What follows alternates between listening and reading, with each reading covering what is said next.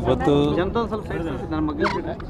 ಬಿಜಾಪುರ ಜಿಲ್ಲೆಯಲ್ಲಿ ರೈತರ ಪರವಾಗಿ ಇವತ್ತೇನು ಕರ್ನಾಟಕ ರಾಜ್ಯ ಸರ್ಕಾರ ಸಿದ್ದರಾಮಯ್ಯವರ ನೇತೃತ್ವದ ಕಾಂಗ್ರೆಸ್ ಸರ್ಕಾರ ರೈತ ವಿರೋಧಿ ನೀತಿ ಇವತ್ತು ಅವರೇನು ಅನುಸರಣೆ ಮಾಡ್ತಾ ಇದ್ದಾರೆ.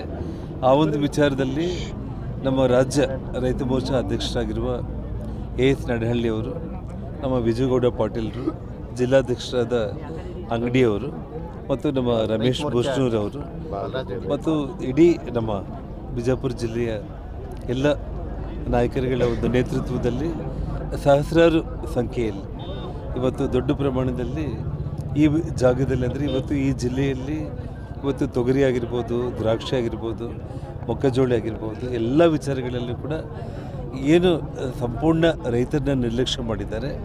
ಆ ವಿಚಾರದಲ್ಲಿ ಸರ್ಕಾರದ ಗಮನ ಸೆಳೆಯುವಂಥ ಒಂದು ವಿಚಾರದಲ್ಲಿ ಇವತ್ತು ಈ ಒಂದು ಹೋರಾಟವನ್ನು ಹಮ್ಮಿಕೊಂಡಿರುವಂಥದ್ದು. ಸರ್, ಕಾಣೆಯಾಗಿದೆ ಹುಡುಕಿಕೊಂಡಿದ್ದ ಪೋಸ್ಟ್ಗಳೆಲ್ಲ ಮಾಡಿದ್ರಿ ಸರ್, ಏನು ಸರ್ ಅದು? ಯಾವುದು? ರೈತರು ನಮ್ಮ ಮಂತ್ರಿಗಳೆಲ್ಲ 8 ಜನ ಮಂತ್ರಿಗಳು ಒಂದಿನೂ ಬಂದಿಲ್ಲ. ನಿಮಗೆ ನಡಹಳ್ಳಿಯವರ ವಿಷಯ ಇನ್ನೂ ಡೀಟೇಲ್ಡಾಗಿ ಮಾತಾಡ್ತಾರೆ. ಇಲ್ಲಿ ವಿಷಯ ಏನಂತಂದರೆ, ಸಿದ್ದರಾಮಯ್ಯವರ ನೇತೃತ್ವದ ಕಾಂಗ್ರೆಸ್ ಸರ್ಕಾರ ರೈತರ ವಿರೋಧಿ ಸರ್ಕಾರ ಅನ್ನುವಂಥ ಒಂದು ಇದನ್ನು ಅವರು ಈಗಾಗಲೇ ತೋರಿಸ್ಕೊಂಡ್ಬಿಟ್ಟಿದ್ದಾರೆ.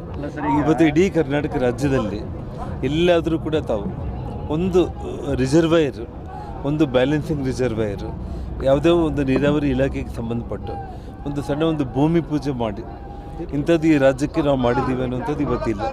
ಬರೀ ಸುಳ್ಳು ಗ್ಯಾರಂಟಿಗಳ ನೆಪದಲ್ಲಿ ಅಧಿಕಾರಕ್ಕೆ ಬಂದು ಅದು ಕೂಡ ಚುನಾವಣೆ ಏನಾದರೂ ಬಂದರೆ 2-3 ಕಂತನ್ನು ಹಾಕೋದು, ಓಟ್ ತಗೊಳ್ಳೋದು ಬಿಟ್ಟರೆ ಜನರನ್ನು ಸಂಪೂರ್ಣವಾಗಿ ಅವರು ಮೋಸ ಮಾಡಿರುವಂಥ ಸರ್ಕಾರ ಇದು. ಹಾಗಾಗಿ ರೈತರಿಗಂತೂ ತೀರಾ ಅನ್ಯಾಯ ಆಗಿದೆ. ಆ ಒಂದು ವಿಚಾರದಲ್ಲಿ ಇವತ್ತು ಈ ಒಂದು ಗಂಭೀರವಾದ ಹೋರಾಟ ಇಡೀ ಕರ್ನಾಟಕ ರಾಜ್ಯಾದ್ಯಂತ ನಡೀತಾ ಇದೆ. ರೈತರ ಸಮಸ್ಯೆಗಳು ಇಷ್ಟೆಲ್ಲ ಇದು ಸಿಎಂ ಸ್ಥಾನಕ್ಕೆ ಕಿಚ್ಚಪ್ ಮಾಡಿದ್ದಾರೆ. ಮೀಟಿಂಗ್ ಮೇಲೆ ಸಿಎಂ ಬದಲಾವಣೆ ಆಗೋದು ನಿಶ್ಚಿತ, ಅದರಲ್ಲೇನು ಸಂಶಯ ಏನಿಲ್ಲ. ಆದರೆ ಅವರು ಆ ಒಂದು ಗೊಂದಲದಲ್ಲಿ ರೈತರ ಒಂದು ಹಿತಾಸಕ್ತಿ, 1 ಗಂಟೆ ಸಮಯ ಸಾಕಾಗಿತ್ತು. ಒಂದು ದಿವಸಕ್ಕೆ ರೈತರು ಇಷ್ಟೆಲ್ಲ ಬೀದಿಗೆ ಬಿದ್ದು ಹೋರಾಟ ಮಾಡ್ತಾ ಇದ್ದಾರೆ ಅಂತಂದರೆ ರೈತರಿಗೋಸ್ಕರ 1 ಗಂಟೆ ಸಮಯ ಅವರು ಕೇಟಾಯಿಸಿದ್ರು ಕೂಡ ರೈತರ ಸಮಸ್ಯೆ ಎಷ್ಟೋ ಸಾಲ್ವ್ ಆಗುತ್ತೆ ಅಂತ. ಈಗ ಸಿಎಂ ನೋಡಿದ್ರೆ ಸರ್, ರಾಜಕೀಯ ಶಾಶ್ವತ ಅಲ್ಲ, ವೈರಾಗ್ಯದ ಮಾತುಗಳು ಆಡ್ತಾ ಇದ್ದಾರೆ ಸರ್ ಸಿದ್ದರಾಮಯ್ಯ ಅವರು. ಸರ್, ದಯಮಾಡಿ ನಂದೊಂದು ವಿನಂತಿ ಅದ, ಪತ್ರಿಕಾಗೋಷ್ಠಿ ನನಗೇನಂದ್ರೆ ಇವಾಗ ನಡಹಳ್ಳಿ ಅವರು ಇದು ರೈತರದ್ದು ವಿಷಯಾಂತರ ಆಗೋದು ಬೇಡ.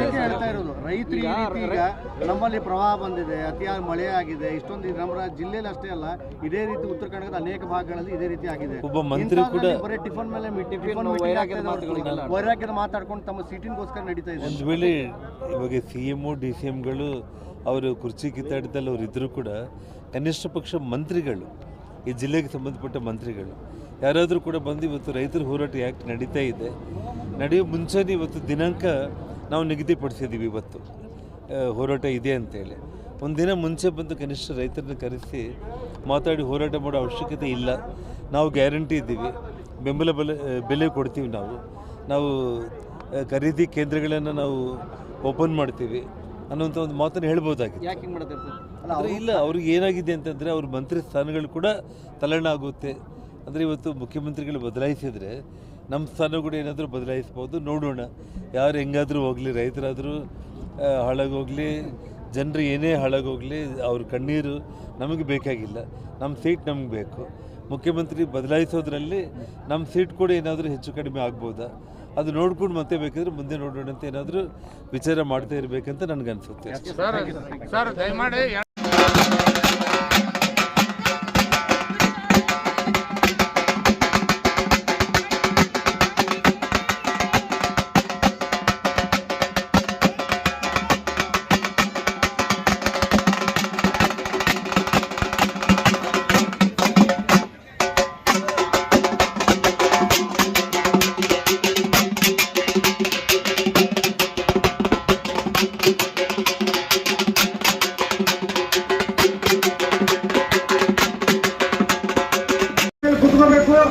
ಆರಕ್ಷಣ ಕೇಂದ್ರಗಳ ಜೊತೆ ಸಂಪೂರ್ಣವಾಗಿ ಸರ್ಕಾರದಿಂದ ನಡ್ಕೋಬೇಕಂತ ಕೇಳ್ಕೊಳ್ತೀನಿ.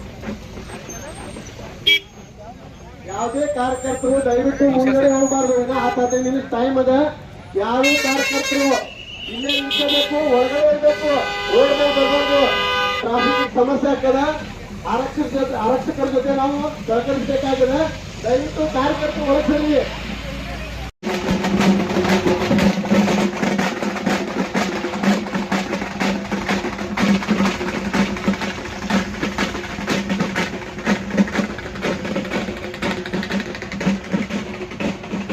ದಯವಿಟ್ಟು ನಮ್ಮೆಲ್ಲ ಕಾರ್ಯಕರ್ತ ಬಂಧುಗಳು ರೋಡ್ ಮೇಲೆ ಸ್ವಲ್ಪ ಸೈಡಿಗೆ ಬರಬೇಕು.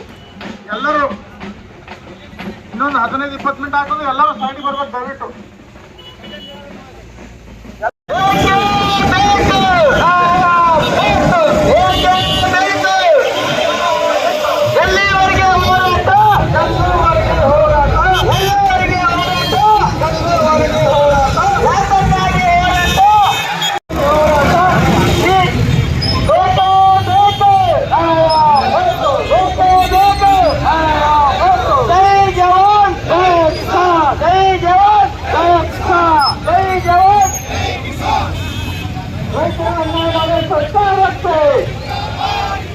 ರೈತರಲ್ಲಿ ಕಾಂಗ್ರೆಸ್ ಸರ್ಕಾರಕ್ಕೆ, ರೈತರಲ್ಲಿ ಕಾಂಗ್ರೆಸ್ ಸರ್ಕಾರಕ್ಕೆ, ರೈತರಲ್ಲಿ ಕಾಂಗ್ರೆಸ್ ಸರ್ಕಾರಕ್ಕೆ, ರೈತರಲ್ಲಿ ಕಾಂಗ್ರೆಸ್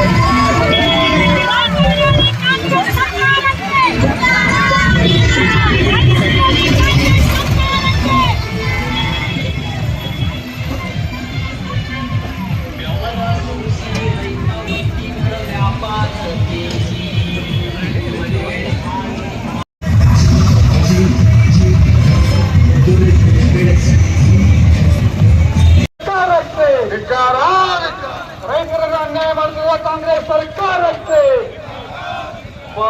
ಕಾಂಗ್ರೆಸ್ ಸರ್ಕಾರಕ್ಕೆ ಬಸವನ್ನ ಕಾದ ಬಿದ್ದಾರೋ ಎರಿಯಾಗೋ ಮಾಗೋಡಿ ಬಸವನ್ ಬುಲ್ಡೋಜಿ ಬಸವನ್ನ ಕಾದ ಬಿದ್ದಾರೋ ಎರಿಯಾಗೋ ಬಿದ್ದಾರೋ ಎರಿಯಾಗ ರಾಮವ್ವ ಬಂದ